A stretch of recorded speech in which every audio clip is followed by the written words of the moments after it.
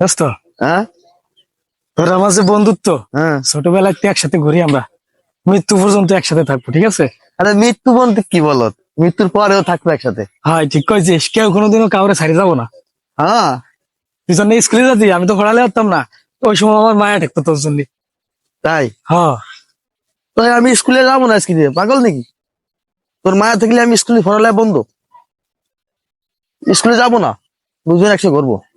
আচ্ছা ঠিক আছে, লেখাপড়া বন্ধ আজকে দিয়ে। আমাকে ফ্রেন্ডশিপ কেউ নষ্ট করতে হবে না, আরে না, পাগল নাকি? কোনো শক্তি নাই কি? পৃথিবীর কোনো শক্তি নাই।